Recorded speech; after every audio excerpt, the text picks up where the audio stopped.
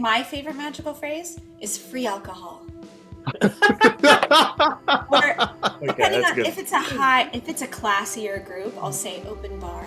But then if I'm with kids, I'll say, if it's little kids, I'll say chicken nuggets.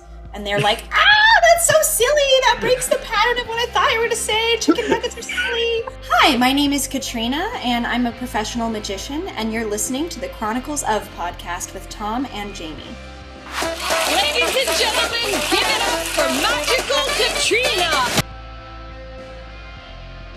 Hello world, Wednesday 13 here. Hey, this is Tom Stain. Hello everybody, I'm Ronnie Ledrew. Yes, my friends, my name's John Mahon. What's going on, everybody? It's Tom. And it's Jamie. Welcome to the Chronicles of Podcast.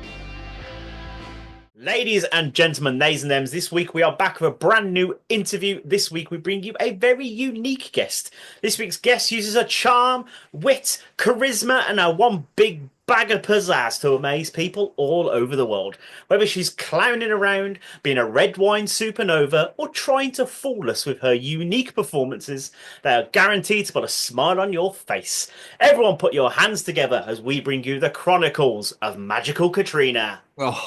Oh, beautiful. Yeah. How's your personal Tuesday been so far? What you been doing with yourself? How have I what? Oh my God. That's all I good. need a translator for your accent. I'm so sorry. I need to watch that Doctor Who because it's been a while. I was in Wisconsin in a cafe, and the waitress did the exact same thing. I think I was for pancakes, and she looked at me like I just gone, I don't know, just spoken a completely different language, you know. So I do talk quite quick, so I apologise. I will slow myself down. How has your personal Tuesday been? How's your day been? Oh, so how far? has my personal Tuesday been? Yeah. Okay, I've just never heard that phrase. Is honestly. Apologies. My personal Tuesday, my work Tuesday, all of my Tuesdays that are happening currently are great. So how's your personal Tuesday? Oh, it's been a long day, so I'm happy to be at home, chilling and chatting to your lovely self. Yay! Yeah, we're in a different time zone. Where are you guys located? I'm in London, so. Oh, awesome! I'm going to be in London next month. Are you? What are you doing? Yeah. What brings you here? I'm doing a lecture at the Magic Circle. I'm very excited. Oh my days! That's incredible. You know the Magic Circle? I've definitely heard of it. Yes, I'm not entirely sure what it is. Oh, it's the world. I think it's the oldest magic club, on record. And correct me if I'm wrong, people watching this, if you know. But and it's been around for hundreds of years, or maybe 100 years. Anyway, it's a big deal. I'm excited. It's massive. I'm going to teach about marketing and business and magic and all sorts of things. But I'm excited. That's so cool. Fully deserved, of course. I mean, is it one of? I thought it was one of those where it's like if you're in, you can't talk about it being in there or something. No, it's not Fight Club. Okay. Okay. So, Katrina, how we like to start these things is to take them right back to the start. Young little Miss Katrina, when she was growing up, what did you want to be when you were growing up? Has it always been like performance for you or something completely different? So it's actually funny. When I was a little girl, I always wanted to be on Broadway and be in musicals and be an actress. And then I also really wanted to be a witch, like a real witch that would fly on broomsticks and summon demons and levitate things and all that stuff. I mean, I didn't want to summon demons, but I watched a lot of Buffy the Vampire Slayer, Kiki's Delivery Service, Halloween Town. These are all things in America. I don't know if you have them, if you watch them as much over there. I have a friend in Bristol that loves Buffy the Vampire Slayer. Shout out to Rob.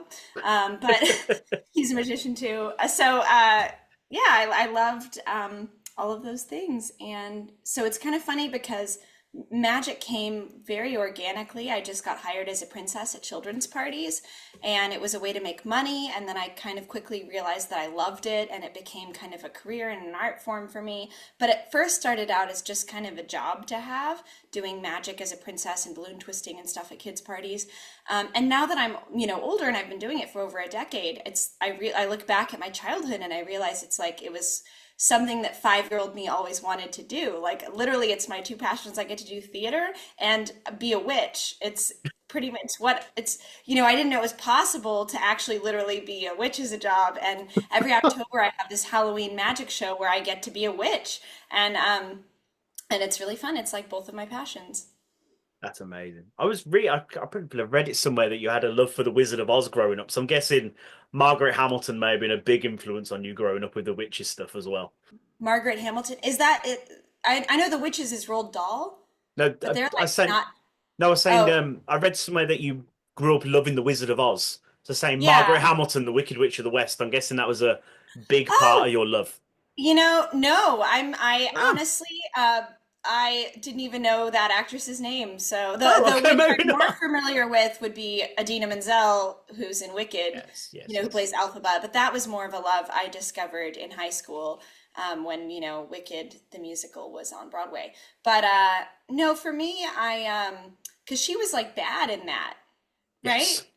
Yeah, no, honestly, between you and me, my actual main love was Judy Garland and like everything she Mm. was in. I grew up watching Turner Classic Movies, and my favorite thing she was in was Meet Me in St. Louis, but no one ever knows what that is. So in interviews, especially like quick TV interviews, like Penn and Teller's Fool Us, I said Wizard of Oz.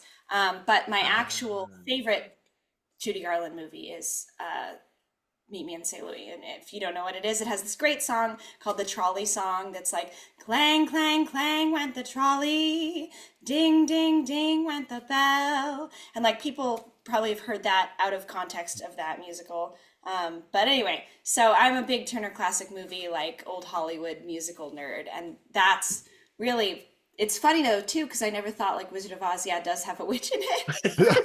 But I just said that because it's like people don't know old movies, and it captures the essence of my origin story, but is That's fair. familiar.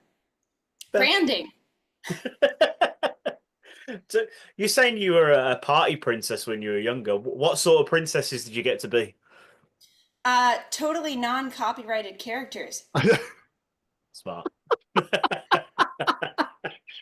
Best answer. No, Cinderella, she loses her slipper. That the losing the slipper princess. It's funny, the company I worked for, they'd be like, mermaid princess. And yeah, so ice princess. But I was often all of the different ones, and I would just wear a wig. My favorite princess, though, I would say is not really a princess. She's Moana. And I was doing princessing like the tail end of my princess career was when Moana had just come out, and I was very sad because I couldn't be here because I'm super white, and I didn't want to, culturally appropriate or like, be wearing Hawaiian face. That'd be very bad. But I loved her. She was my favorite, and I also love not Tatiana, Tiana, who's Yes. the New Orleans princess. So all my favorite princesses, I could never be. So maybe there's something to that. But I love jazz music in the 1930s, Mm. and so I loved Princess and the Frog. Like the whole vibe of Princess and the Frog was my favorite. And then I also love Lin-Manuel Miranda, who did Hamilton and In the Heights. And so yeah, I loved Moana because the music is so good. I'm trying to think what the non-copyright name for Moana would be, but like Island Princess. Yeah, probably. I will say, like, shout out to Little Mermaid, what's crazy to me, I don't know if you guys know this, fun musical theater fact, the same guy who wrote Little Shop of Horrors also wrote Little Mermaid. I did not know that. No. Huh. Wow. Oh, let's say it Love is a that. school day. Yeah, I don't remember his last name. I think his first name's Howard, but yeah, he died of AIDS. Very sad. Rest in Oh. peace. I don't know. Um, but yeah, Disney has a long history of stealing musical theater composers and then taking them to Disney and having them do musicals. So anyway, if you could, my musicals led to me being a princess at children's parties, and I thought it would be like me running around and singing with the little girls, but it was mostly like face painting, balloon twisting, and doing magic shows, and a little bit of singing, but mostly magic. And so then it kind of quickly grew from there. So how did you like learn how to do all this stuff then? Was it self-taught or did you go to like magic school? Or... I would say it was 90% self-taught. What the thing is, when I started as a princess, they gave me like 3 magic tricks that are basic, what we in magic call self-working. And I won't say what this primarily isn't magicians that watch this, right? So I don't want to give away any secrets. But what we would primarily call self-working gimmicked magic, where you just do one thing or put something somewhere and it kind of automatically works. There's no skill required. And so I had a very basic magic show, but the woman who hired me to be a princess and taught me that didn't really explain to me like the nuances and the psychology of magic and taking your audience on a journey and, you know, little things like proving that something is fair for the magic to happen, like being like, okay, there's no strings on this spoon. Here, you can touch the spoon, check out the spoon. Then if I levitate the spoon, you're like, holy shit, you know, that's amazing. So I'd just be like, here's, I'm levitating a spoon. So, I mean, magic's a little bit, I always compare this to kind of like joke structure, how you have like a setup and a punchline and, you know, a kicker or tag. Magic has like, you know, you show that everything's fair. You're like letting people handle the props. There's often like, you know, something like that to cement in reality that this is not something that could normally be done. And that makes magic stronger. And then there's the moment where the magic happens. We call it a magic moment. Very creative magicians we are. And then you have like sometimes a kicker, like a second magic moment to the setup, like you levitate the spoon and then, I don't know, it flies, I don't know, whatever the second thing that bends in the air. That's not a thing, but that I do. But I just had a spoon in front of me. So, anyway, what was my point? So I learned all these magic tricks, but I did not know how to do them well because this woman who taught me wasn't a magician. She just bought magic tricks at a party store and figured that was a good add-on to princesses. So I was just doing really terrible magic shows for children for like years. And then I started reading some books. I read this amazing book called Seriously Silly by David Kay. His magic name is Silly Billy. And he's amazing, like magician in New York. He's like I would say the David Copperfield of kids magic. He really pioneered it as like an art form and a craft and wrote a lot about children's psychology. He's done Susan Sarandon's kids' birthday party, which is pretty cool. I love Rocky Horror Picture Shows, so I think that's pretty cool. Anyway, so I read his book and that totally changed my life. Like just having concrete psychological tools for doing magic with children and getting them engaged and controlling their energy and, you know, making the magic better. And then I moved to LA and I went to the Magic Castle, which is kind of like the Los Angeles version of the Magic Circle. Yes. And there was amazing magicians kind of not just doing a bunch of tricks strung together, but like making magic into a real art form. And it inspired me and it made me kind of realize that magic could be like musical theater. It could give you emotions and take you on a journey. And then I just made it kind of my career. I was like, oh my God, I had this realization. It was like all these things that I've always wanted to do. I could combine these chaotic passions like dancing and stand-up comedy and improv and wanting to be a witch when I was 5 and all these things and into like a container that is magic or like a vehicle which is magic, if that makes sense.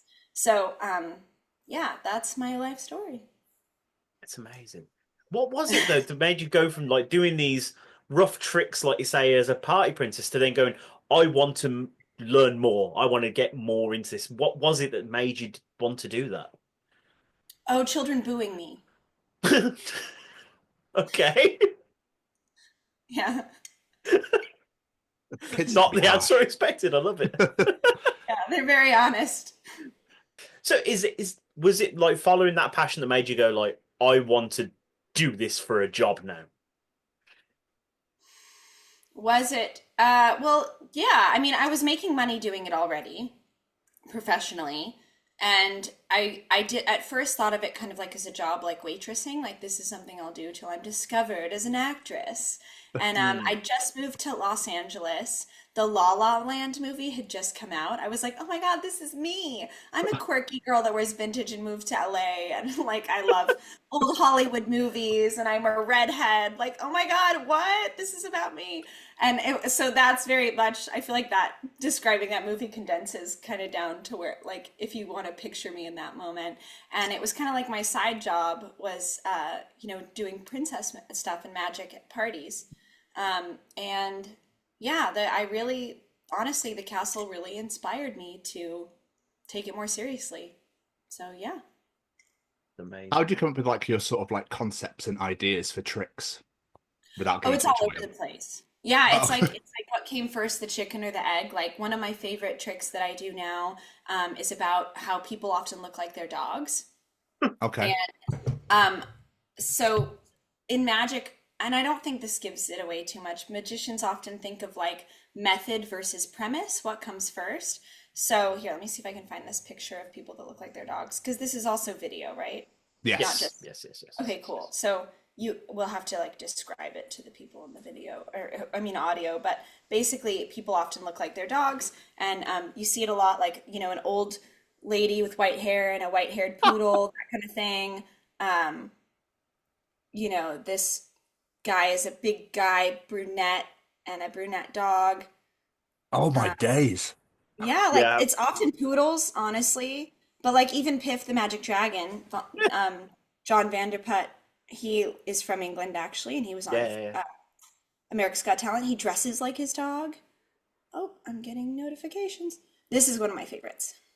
Wow. That's phenomenal. That's incredible. So basically, it started from me just like hanging out on my balcony, smoking weed, chilling, and like noticing people in Hollywood. I used to live on Hollywood Boulevard, like on the corner, like walking around, and I'd see people looking like their dogs. And I was like, this is like such a, and I see it all the time. You know, you'll see like a big guy with tattoos and like a black beanie and his like pit bull that's black and like has this, they'll even have the same body type, like muscles. Like it is such a common occurrence. It's not all the time, but it's pretty noticeable. Like I think anybody listening to this has experienced that. So for like years, that was just a concept in my mind, but I didn't really have a method, like a way to do the magic or present it. I was just like, that's a cool, weird thing, you know? And so I just wrote it down.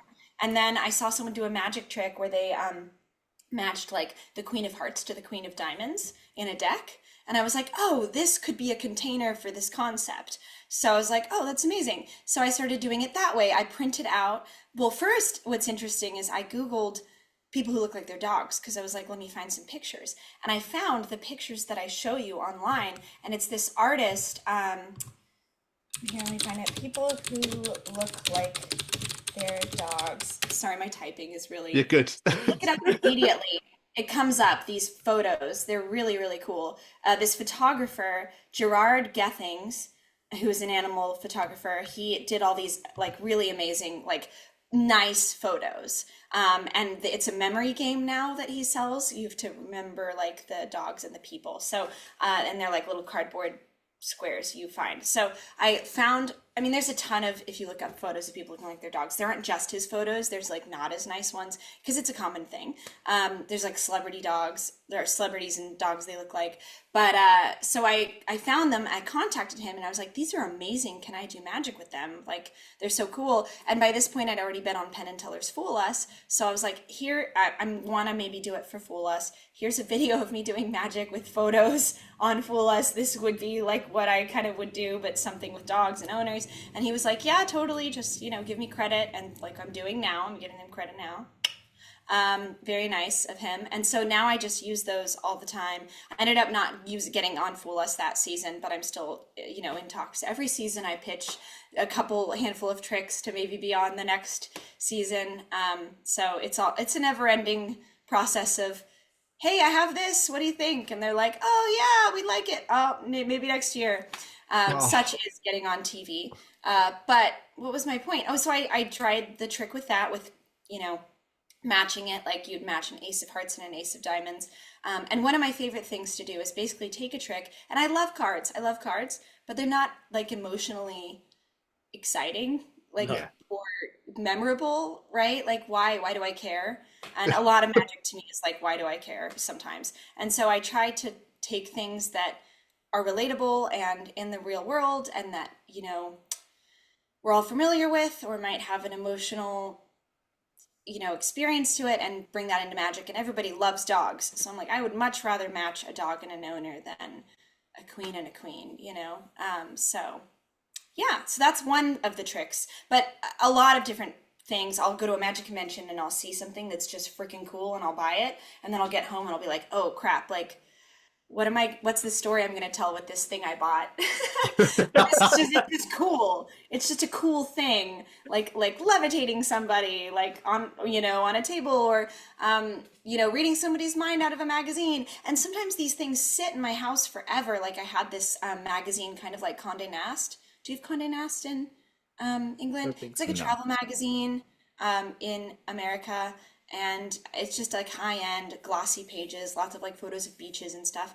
So someone made a magic mentalism version where you can basically, anyone can, open the magazine. There's thousands of different words, like they're all different words, which is really cool. And with memorization, you can basically tell them what word they're thinking of.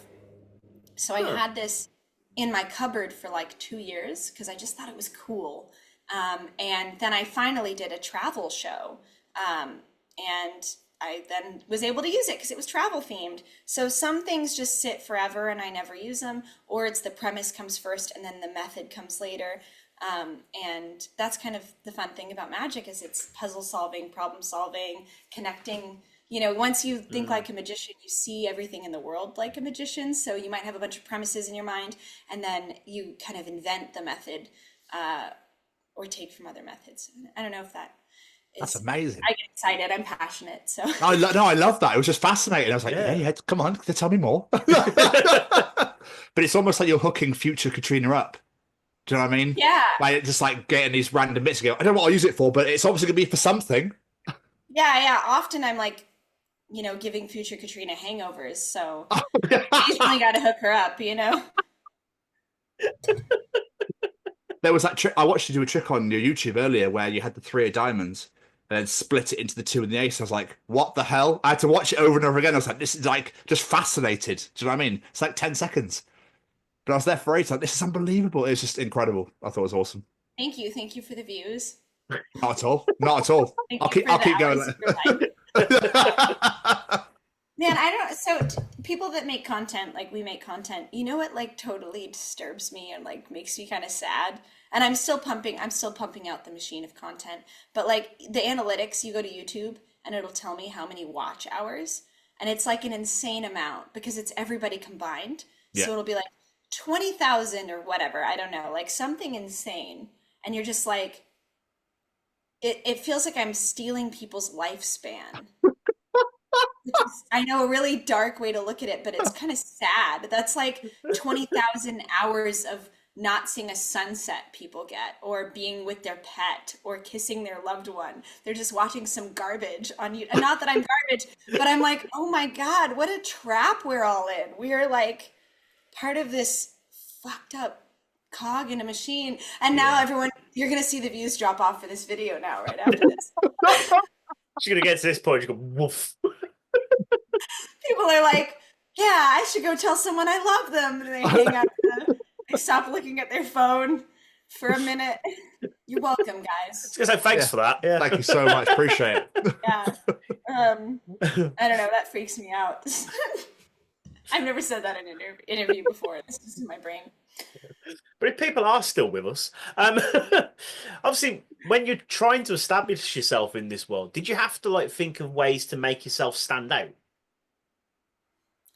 I mean, I will say, and this is yes and no. So when I first started out, less so because being a woman, there's not a lot of women magicians. I like to jokingly say it's probably like being a gay guy in musical theater. You get all these roles handed to you. You don't have to fight as much to be visible because there's only one of you. When I go to a magic convention, everybody knows my name because I'm one of the 10 women there, and there's 300 men or, 1,000 men.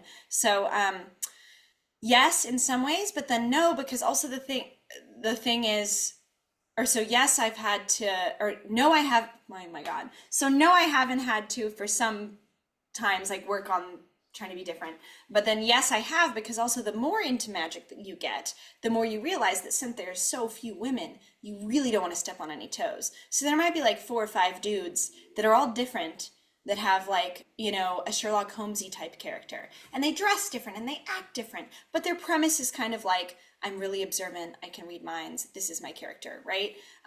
Or like I know what's going to happen before it happens, or like I'm intuitive and I'm good at solving puzzles. Like a Sherlock Holmes trope is great for magic. A lot of male mentalists do that. But as a woman, it's like there's less you can do because there's so few of you, and if two of you are doing the same thing, it's really obvious that, you know, if that makes sense. Yeah. So it's also kind of in some ways limited me. Like I love the 20s to 60s, and there's this amazing there's so many amazing female magicians that also love vintage stuff. There's a woman named Simone who lives in LA, and she always has like a beehive and does 60s and like does 60s music. And like I just saw the movie last night in Soho, which I like, I don't know, a year ago I saw it, and I was like, I'm obsessed with this. I want to do a character that's from the 60s. And I was like, one woman already does that, and I don't want to step on toes, you know what I mean? And there's a lot of women magicians that are vintage characters, so it's also limited me because the things that I would naturally go to do, I don't want to step on other people's toes. Like there's two women, and I won't say their names, but they both do this magical thing where they cut a string up and then restore it back together. It's really beautiful. And a lot of women do that, but these two women do it to Greatest Showman. They both sing songs from Greatest Showman. I think one of them is a different song, one of them is a different song. I love that musical. I thought they were, for when I first saw it, I didn't know these women. I thought they were the same woman. And then I was like, oh, that's kind of, that's a little too similar, I feel like.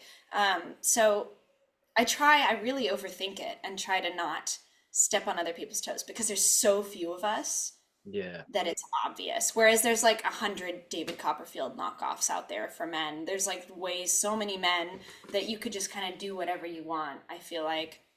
But it's a little more limited. And maybe I'm overthinking it. Like I've talked to friends about this and they're like, no, you can just do what you want. If it's specific enough, it'll be fine. And I'm like, I think if someone saw a picture of me and I had 60s hair, I was doing 60s magic, like with music, someone would be like, you're taking this person's bit.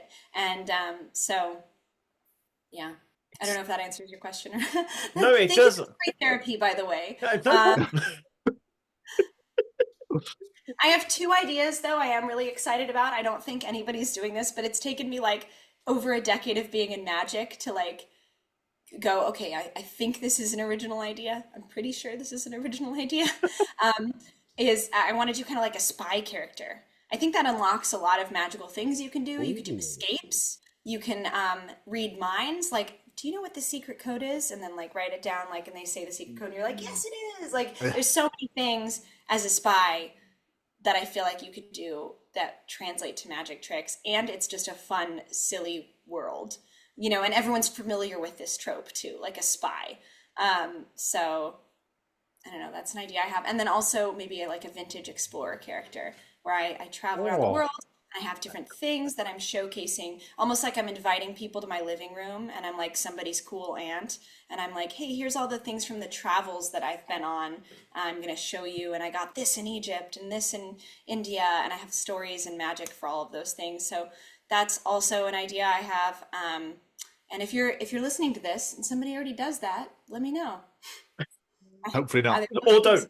Man or woman, let me know if somebody already does that. I'll say too, like, I don't want to step on toes of men. There's amazing magician Zabrecki. He does this Halloween creepy cool character. And like, if anyone was ever to do like an Addams Family creepy character, everyone would be like, dude, that's his bit, you know? Yeah. So there's also certain, like, if you get to a certain level too of making like a unique thing, then it's kind of yours. So I just need to find, I don't know, I love character-driven magic, and I really want to find that. But honestly, everything I've done up until this point is just me being me. And sometimes people are like, oh, your character is like so unique. And I'm like, I'm just like being myself.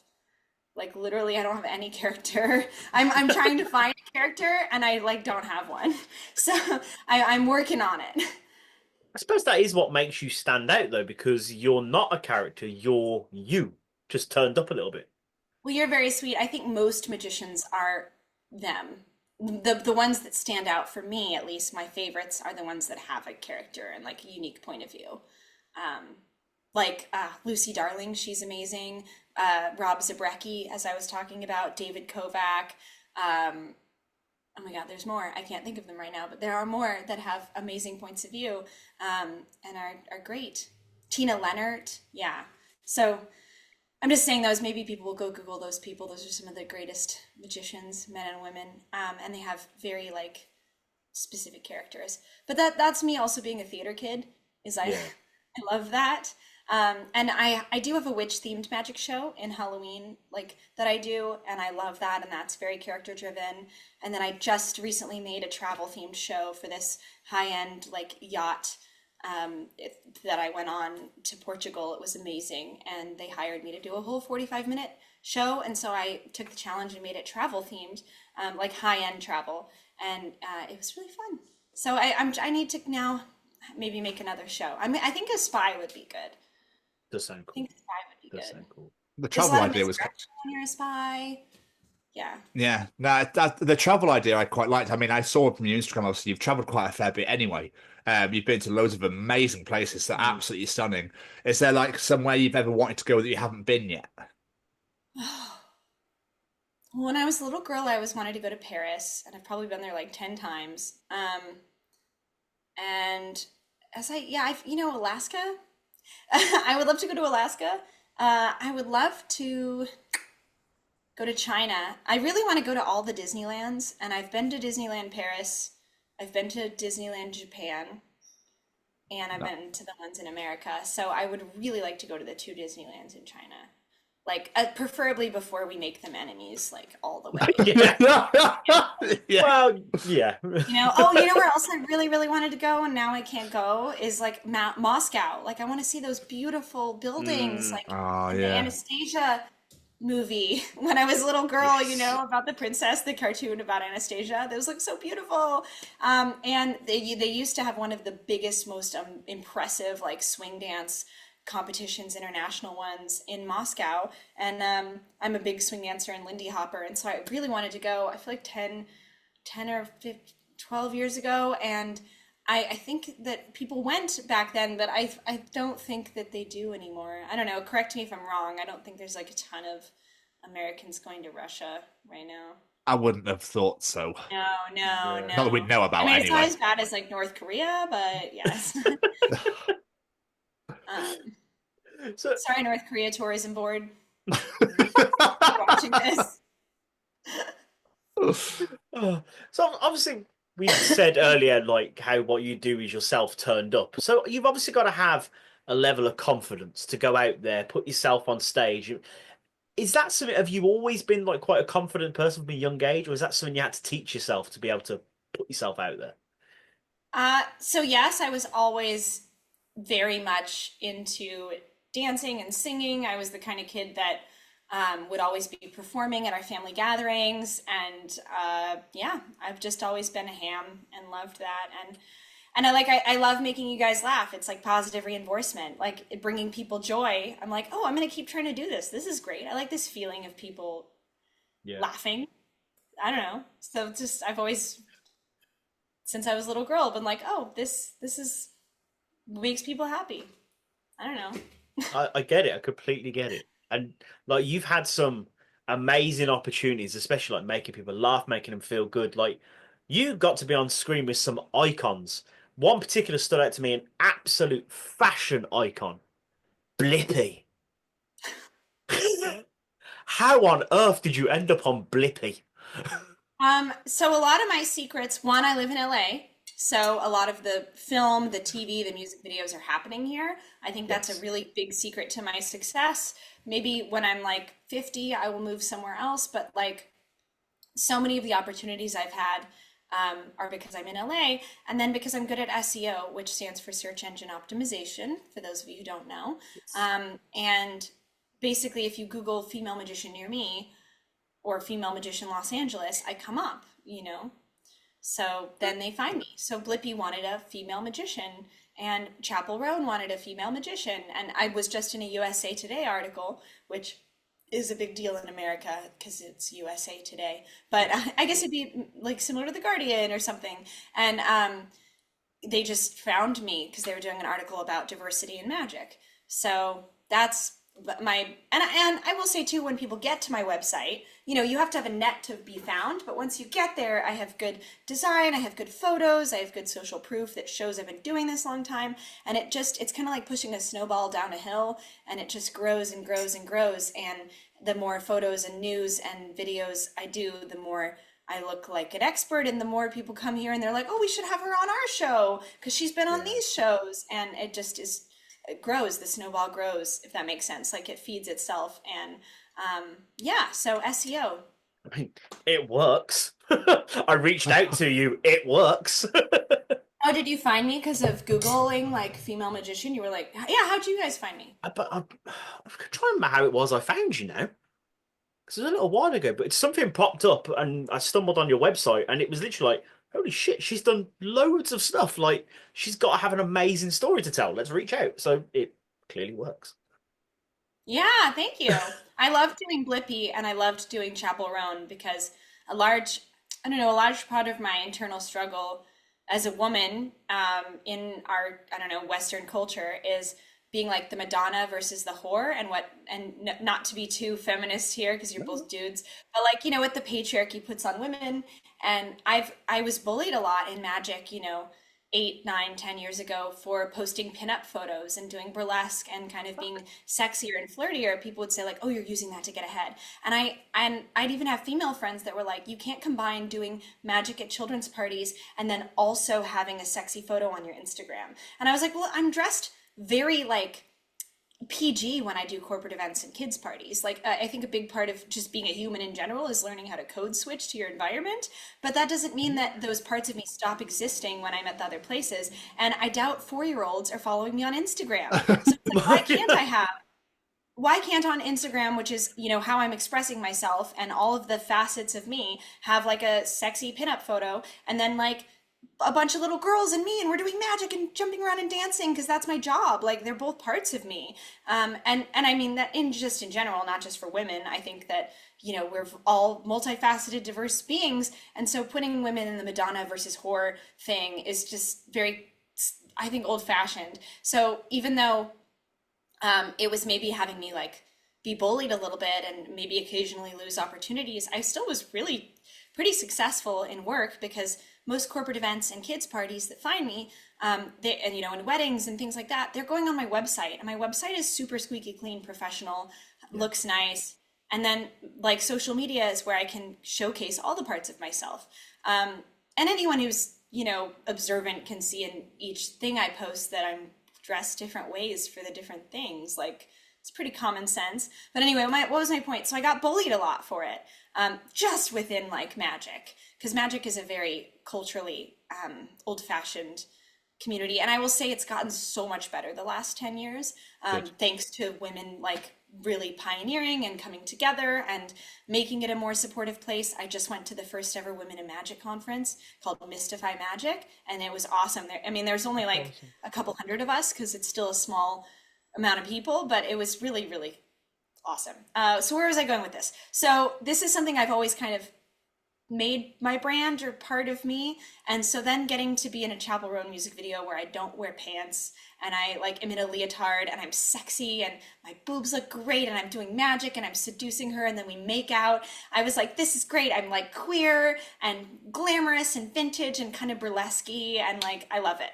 And then a year later, Blippi reached out and they're like, hey, like we want you to do stuff with kids that's super PG and like, fits with our brand. And I was like, yes, I will. These are both aspects of me. And I feel like it was hard to stick to, be true to myself and follow both of those things and present them to the world because, again, people say they don't go together, but I got rewarded for it and I was able to be like, ha, they do. I can be both things. I don't have to just be one thing. So screw you, patriarchy. Absolutely. Like, I'll be honest, I watched both of those things earlier today, and not once did it cross my mind to go, in that video she's making out of Chappell Roan, and in that video she's entertaining kids. That's wrong. I was like, this awesome person's doing magic and entertaining people. That's all that came across my mind. Like, I can't believe people would even think that. Yeah, and again, magic used to be, and to some is still pretty conservative, weirdly.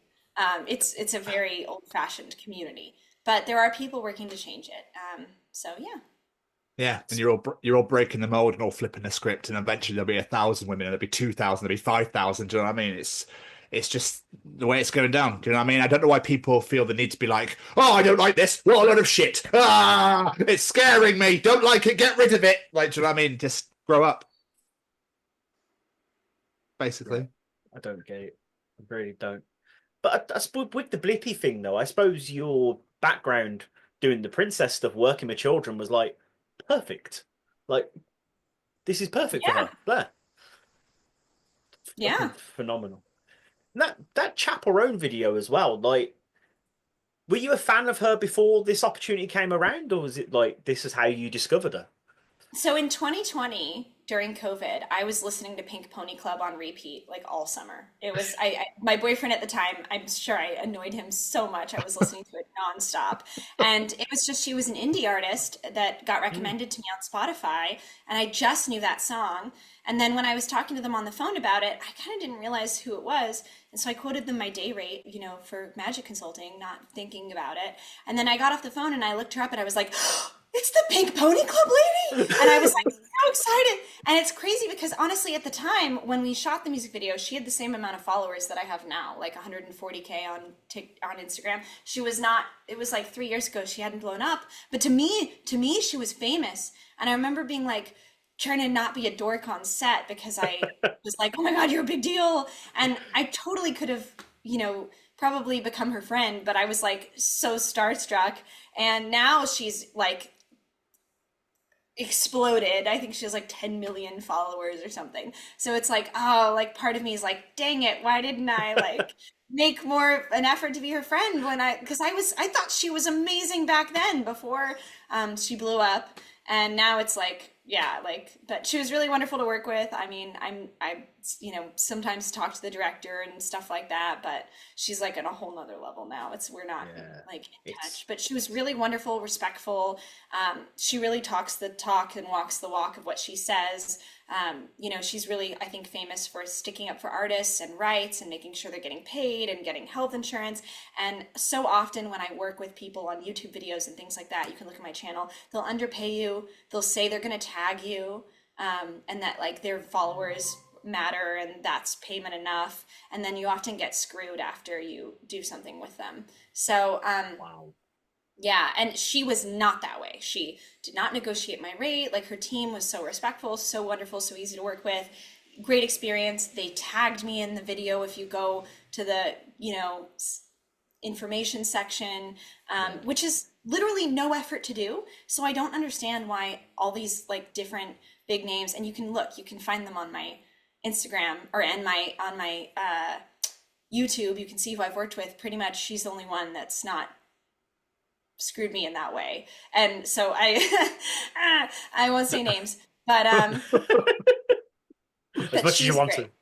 To. No, yeah. I didn't sign anything either, which is partly why so now I have a contract if some like YouTuber with like 30 million followers is like, hey, can you do magic? We're gonna underpay you less than you make in an hour for like 5 hours, but you'll get to be on this thing. It'll be great exposure. We'll tag you, and then they just don't.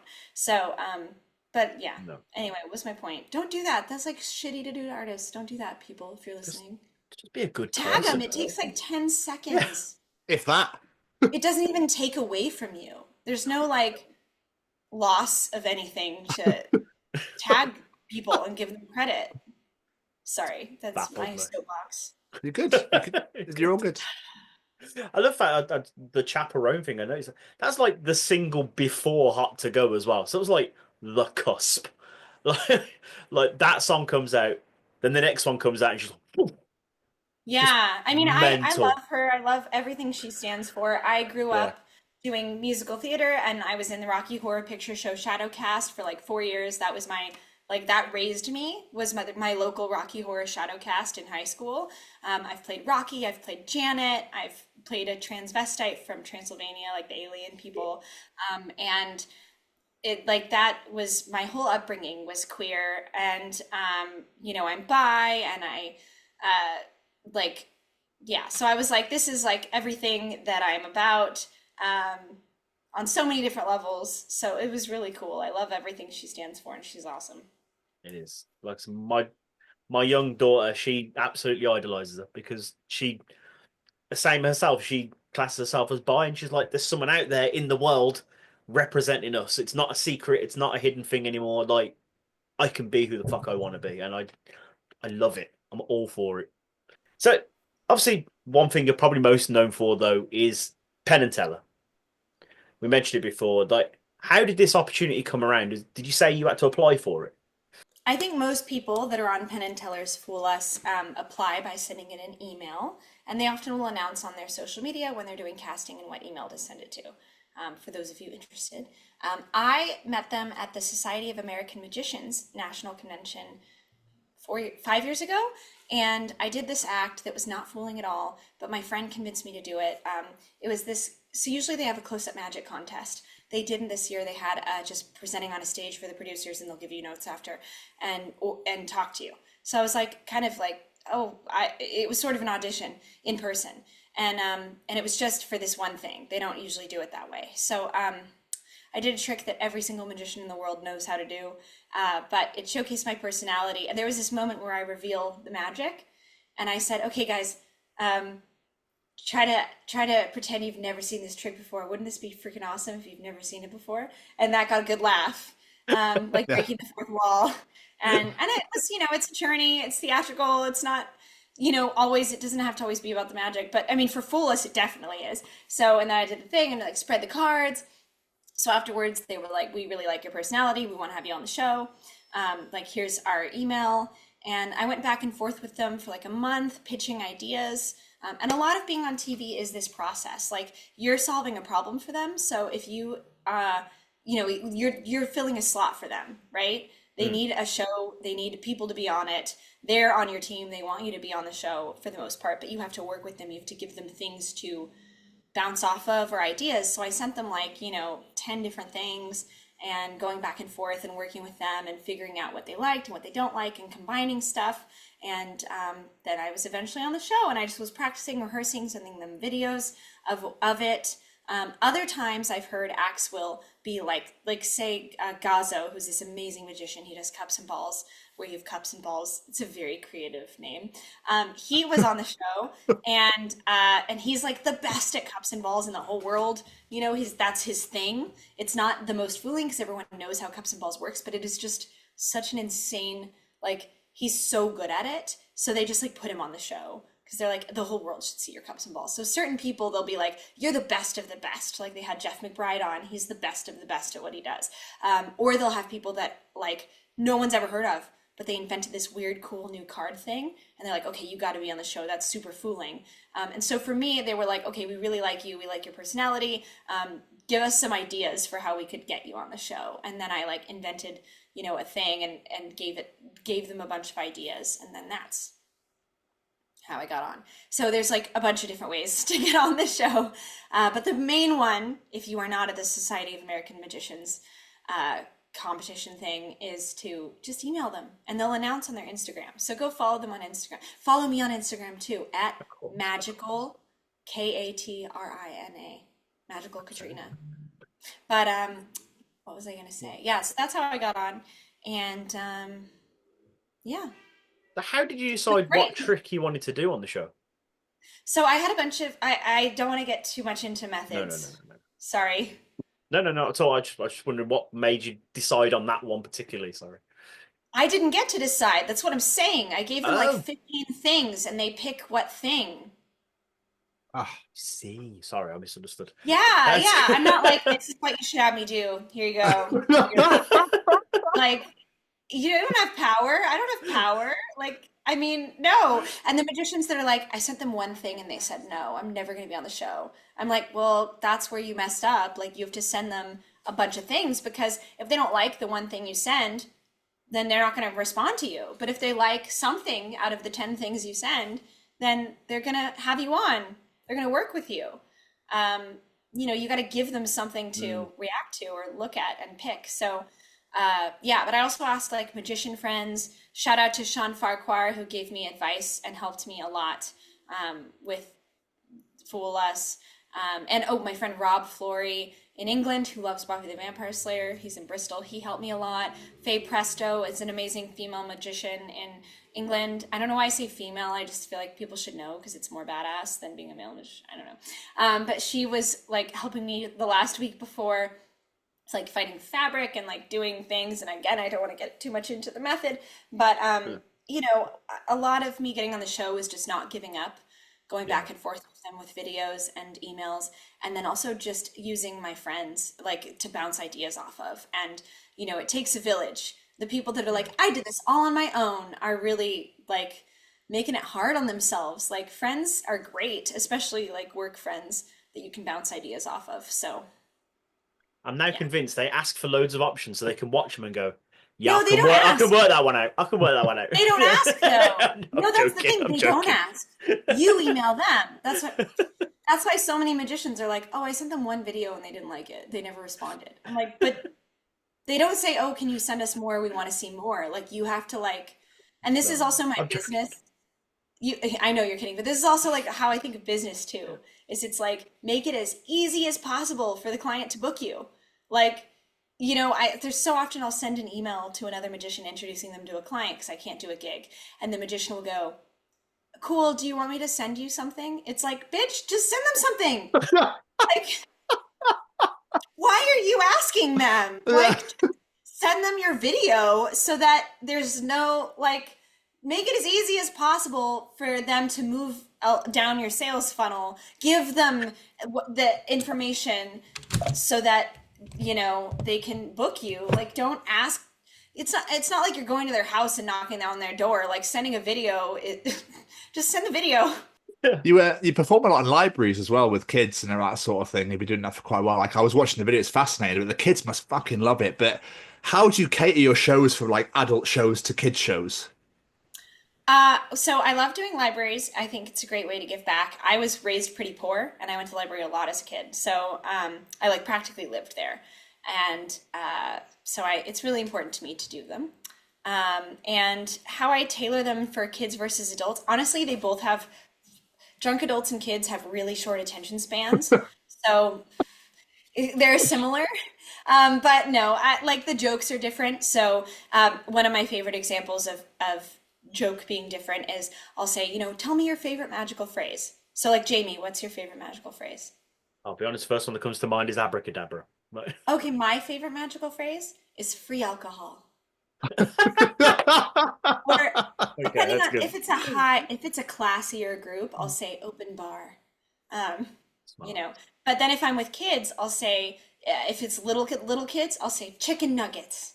And they're like, that's so silly. That breaks the pattern of what I thought you were going to say. Chicken nuggets are silly.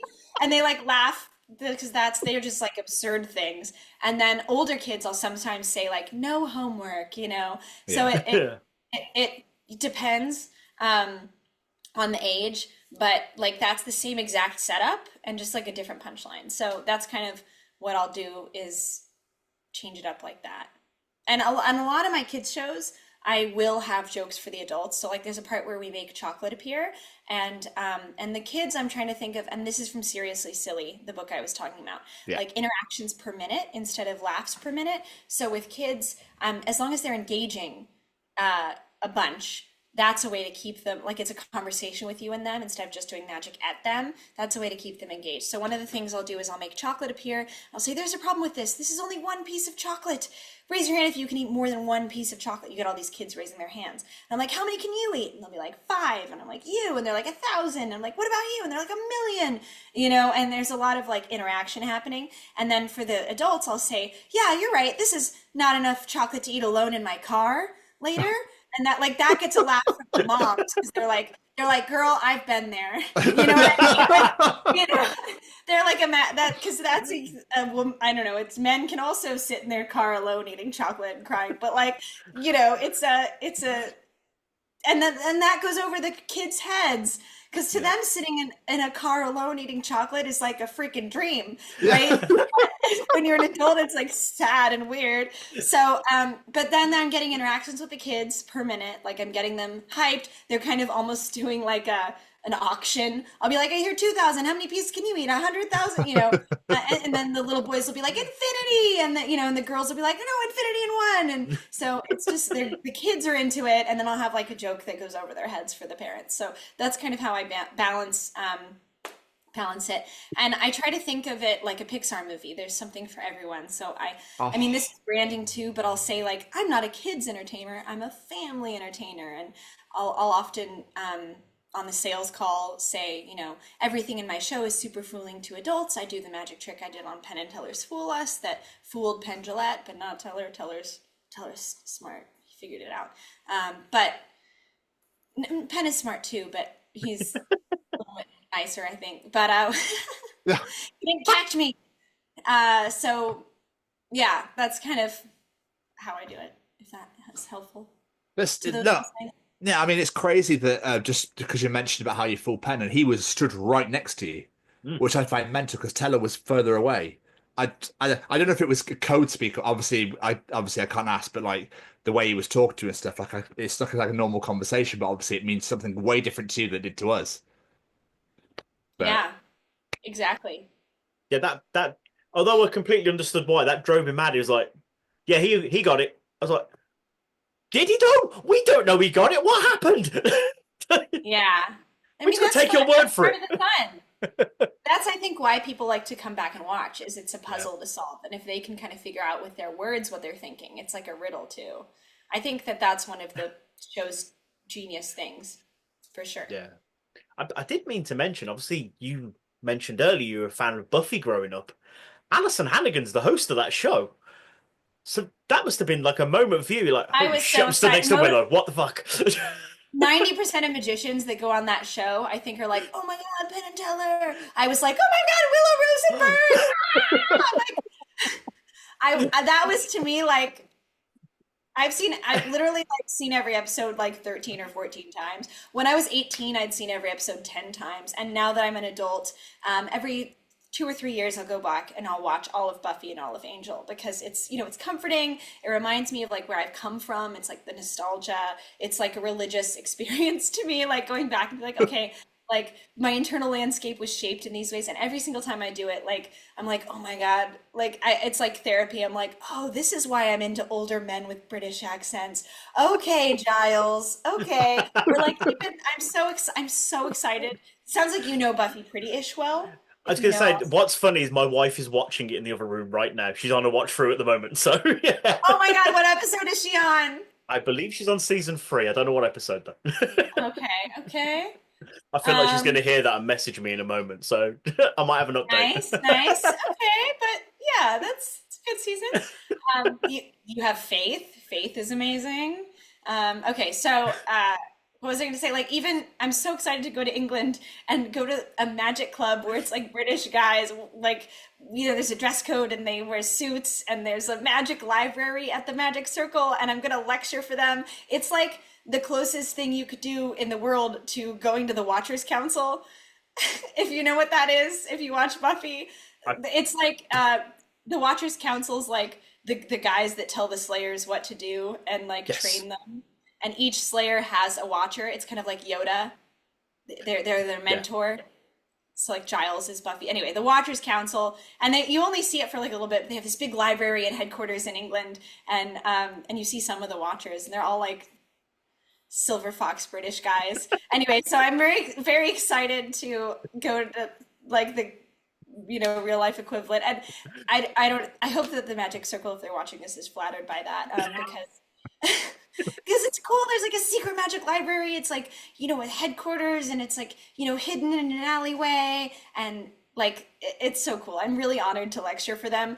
Also because it's a really big opportunity in my career, but like the nerd in me is like, oh my God, this is like, it's like being on the Starship Enterprise, so yeah, anyway, Buffy's shaped a lot of weird things. Like, I love men that wear suits because of Buffy. I, probably even the way I talk, because it taught me a lot of social skills when I was a kid. Like, I had a single mother, and I just grew up renting Buffy the Vampire Slayer DVDs from the library, and and all the characters are kind of quirky. And I'm like, oh my God, I think that's why I have the same cadence of speech. I don't know if that's creepy, and maybe I'm overanalyzing it, but I'm pretty nerdy about it. And it was so cool to do Magic for Allison Hannigan. Oh my God, it was so cool. In an update, she just messaged saying season 3, episode 16, Doppelgangland. I don't know if that means anything. Doppelgangland. Gosh, Doppelgang season 3. I don't know. Doppelgangland. There's a lot of things that could be. I'm trying to think.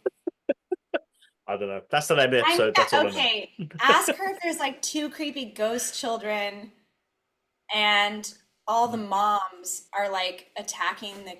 I think that was the episode before. I walked in and she was watching that one last night. That's how good I am. She was watching that last night, so I know that happened. The creepy ghost children and Yes. all the parents like witch hunt, and then Amy turns herself into a rat accidentally. The Yes. witch. Yes, I remember seeing that as we came out recording last night. So. Land. I'm guessing maybe something to do with faith. I don't know. Or I'm such a nerd. I'm so, Nicholas Brendan Xander. Maybe he has. Does he have a whole like side adventure? Or no, or Faith takes over Buffy's body. Shall I message her and ask her what's the episode's about, just to make you feel a bit better? I want to know if I'm right or not.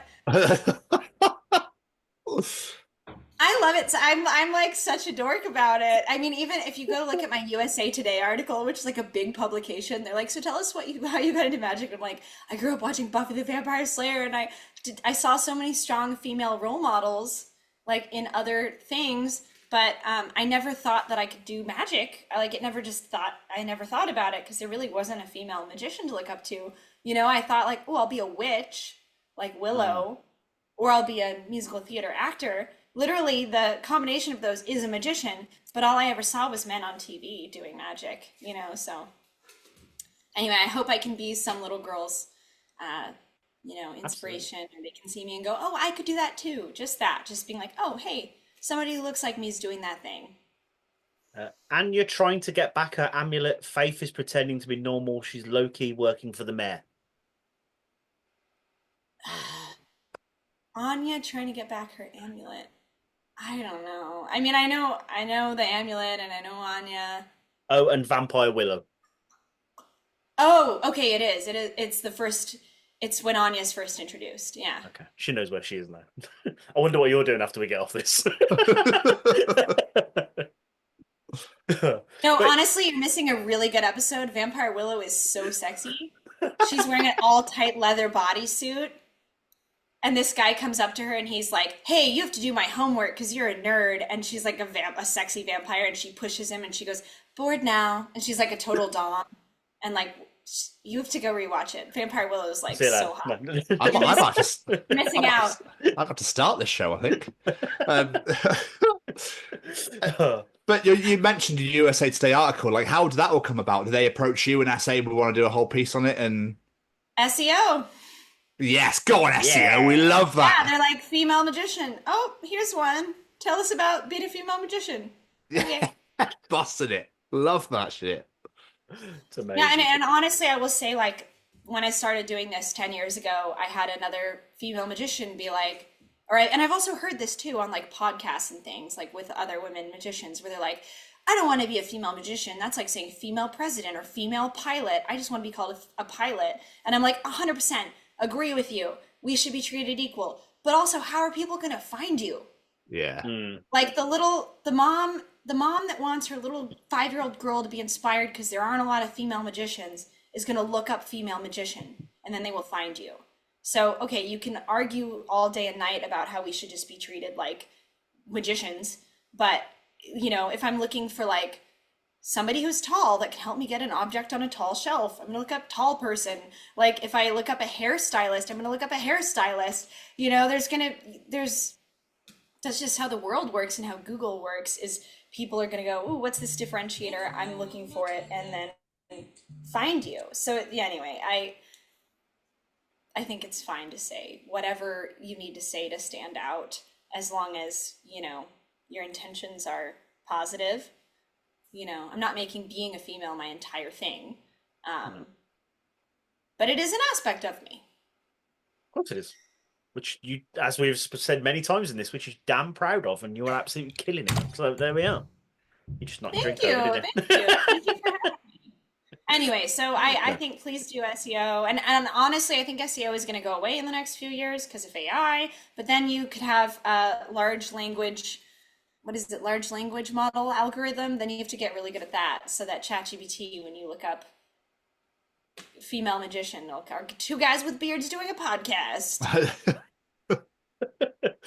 we did mention before about you giving back and things like that. I did want to touch on that because I was going through, like, doing my research on you, and I saw, like, you sell magic kits to help kids get into this and help grow the next generation. And you do your work with Magicians Without Borders and things like that. And I think it's amazing that, you know, you've learnt these skills and now you've reached that point, you're like, let's raise the next generation. Let's pass this information on. Let's make more of me, to certain, not in an ego way, but you know what I mean? Like, bring the world up. And I think that's absolutely amazing that you're doing this.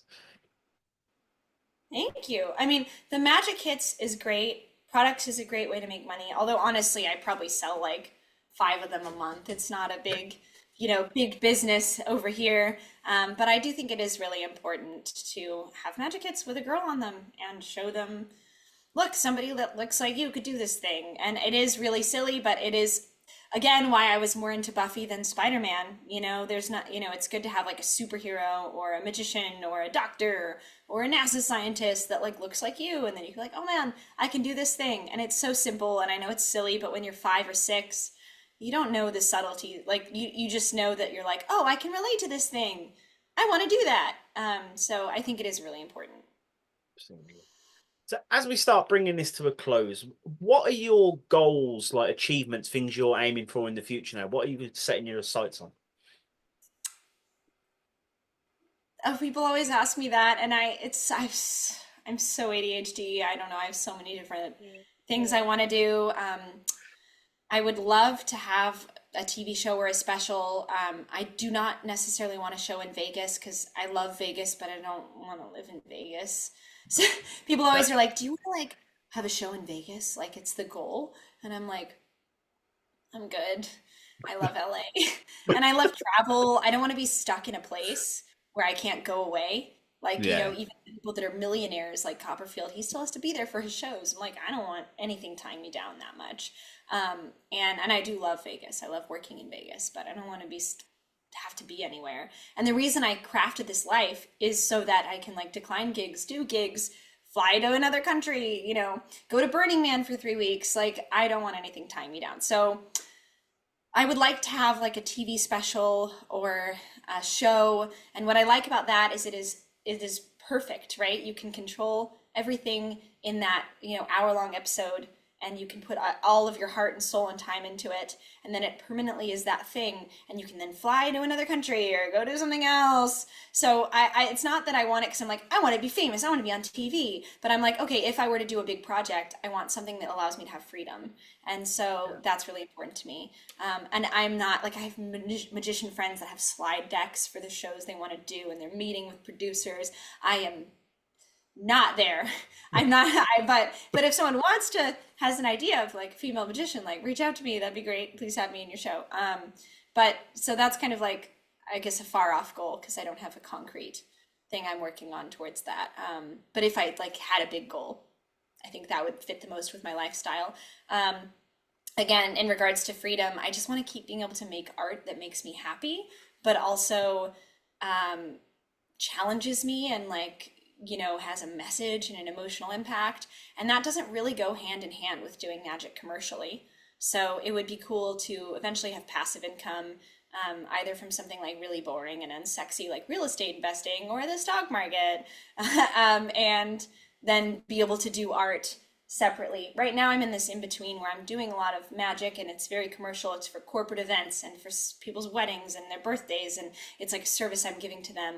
And I love what I do and I make people happy, but I'm also not doing like weird art, Yeah. I'm not gonna go to like Jimmy's birthday and be like, hey, I'm a spy. Like probably I wouldn't, or go to somebody's wedding. I'm not gonna go to somebody's wedding and be like, hey guys, I'm a spy sent here. Like, so yeah, like to make the cool, weird art that I want to make, like it doesn't go with making money very much. So I don't know, those are kind of my goals. It's a constant struggle. I think anyone who's an artist is like, how do I make money, but also, you know, be doing something that is for me and a bigger goal than just capitalism. So All I thought when you said that originally was magic travel show. I'm not sure what that would look like, but magic travel show. and that's what I'm doing. I have one of those. I have a 60-minute magic travel show. And I think it is the in-between of commercial and something I'm passionate about. And I did it because I figured I can pitch it to Belmont, the Ritz-Carlton, the Orient Express, resorts in exotic countries, like, you know, casinos in China. Like I can make it work for almost anything incorporating travel. So I feel like it's a catch-all for those kinds of things, but it is still like something I made for a specific market. It's not just like something I made because I was like, oh, this is cool and weird and I want to make it, if that makes sense. Absolutely. Mr. Stevens, do you have any more questions for our wonderful guest? I do.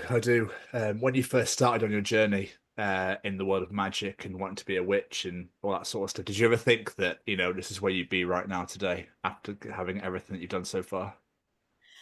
No, when I was a little girl, I thought I would be on Broadway. Like I was like, wanted to be Sutton Foster, Bernadette Peters. Like that was what I wanted from probably three years old. When I first saw Mimi in St. Louis with Judy Garland, full circle. And like Wizard of Oz and Ginger Rogers and Fred Astaire. Like that's like, I was like, that's what I want to do. And every single time I had a birthday, I would wish on my birthday candles. And every single time I had, you know, one of those like flower things that they blow seeds everywhere. We had a lot of those in our yard, and my mom would be like, "Don't do that." And I'm like, "But I'm doing wishes."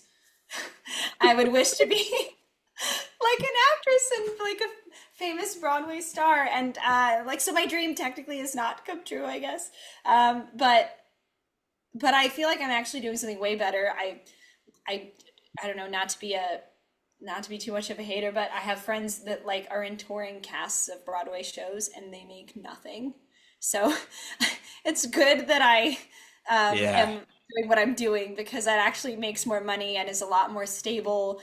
And also I get to like control what I say. Like I'm not saying someone else's words. I get to make my own jokes and my own messaging and my own like creativity. So I'm really glad that I found this and I'm not doing what I thought as a kid I would be doing. Does that make sense? Yes. So I don't know. And maybe that's like the older you get, the more you realize where you started and where you are isn't what you originally wanted, and you make peace with it. That's just part of getting old. But I do think like if I told my younger self what I was doing, she'd be like, "Hells yeah, that's the dream." I just didn't think I could because there weren't female magicians, and I know that's so stupid to say, but it really is like makes a difference. Like, yeah, And I don't know. thanks to you and other people in that world now, young girls can look up and go, there is female magicians and I can fucking do this. So the flag you're flying is clearly working, and I think it's fucking wonderful. As a guy with two daughters, I fully encourage anyone that teaches women to go out there, be themselves, do what they want to do, because you can, and nothing should fucking stop you. Yeah. Fuck yeah. Katrina, before we let you go, any plugs, social medias, websites, where can people find you out in the world? Yeah, so if you want to buy a magic kit for a girl or boy or human adult in your life, magicalkits.com. Magicalkits.com, exactly how you think that those things are spelled. And then my website is magicalkatrina.com, how you would normally spell magical, and then Katrina with a K, so it's Katrina. And my branding and everything is pretty much consistent on every single platform. I'm on Magical Katrina. I'm on Facebook and Instagram and all of those things as Magical Katrina, at Magical Katrina. And except for Snapchat, it's really weird. I didn't go on Snapchat for like 10 years. And then I went on for like the first time in 10 years because someone told me it's what all the kids are on. And like I got logged out. It said that I like did something that went against guidelines of Snapchat, but I haven't posted on it in like 10 years. So I was like, what did I do? I don't know what I did. Like, and I never sent naked photos or anything. I know some of you are listening are like, I know what people used Snapchat for 10 years ago. I didn't, and so I don't know what it was. I think, you know, they just, so I'm not on Snapchat. Sorry, guys. But I don't get it. It's just a photo for 10 seconds or something. Yeah, that's me too. Is like, I already think that social media as a machine is like evil, like as I said earlier.